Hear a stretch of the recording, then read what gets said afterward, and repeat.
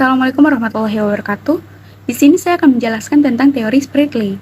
Spratly menegaskan bahwa perubahan terencana harus secara konsisten dipantau untuk mengembangkan hubungan yang bermanfaat antara agen berubah dan sistem berubah. Berikut adalah langkah dasar dari model Spratly. 1. Mengenali gejala. Perawat harus mengenali gejala suatu perubahan. Contohnya, mengenali gejala perubahan penerapan komunikasi yang efektif di rumah sakit. Karena masih banyak perawat yang sulit berkomunikasi atau tidak dapat beradaptasi melakukan suatu perubahan tersebut. Yang kedua yaitu mendiagnosis masalah. Jadi, sebelum melakukan suatu perubahan, perawat bisa melakukan diagnosis atau mengidentifikasi masalah yang dihadapi perawat dan mulai mencari cara atau solusi agar mencapai tujuan perubahan yang diinginkan. Contohnya itu, misalnya perawat sulit berkomunikasi dengan baik di rumah sakit. Nah, ia harus tahu dan sadar masalahnya itu yakni sulit berkomunikasi. Maka, ia harus mulai mencari cara atau langkah-langkah apa saja yang harus ia pelajari untuk dapat melakukan perubahan dari ketidakmampuan berkomunikasi menjadi tahu berkomunikasi.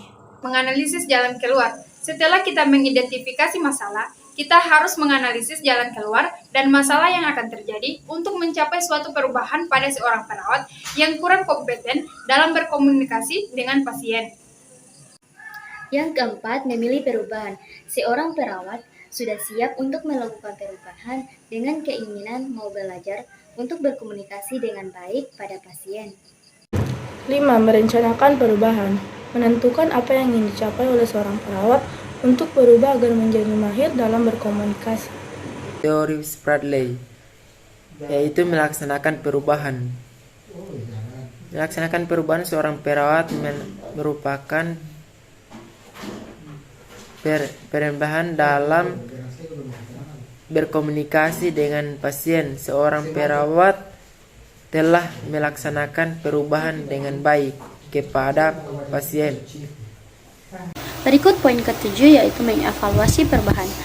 Maksud dari mengevaluasi perubahan ini yaitu perawat harus menganalisis proses perkembangan cara berkomunikasi yang telah ia lakukan. Contohnya seperti melihat bagaimana proses berkomunikasinya dengan pasien sekarang, apakah sudah jadi lebih baik atau malah lebih buruk. Jika si perawat ini merasa dirinya lebih buruk dari sebelumnya, maka ia harus lebih mengembangkan lagi cara berkomunikasinya dengan pasien. Dan jika si perawat ini merasa lebih baik lagi, maka saya sarankan untuk lebih mengembangkan lagi agar komunikasi antara pasien dan juga perawat itu akan sangat lancar. Menstabilkan perubahan di saat perawat sudah melalui fase-fase perubahan lainnya.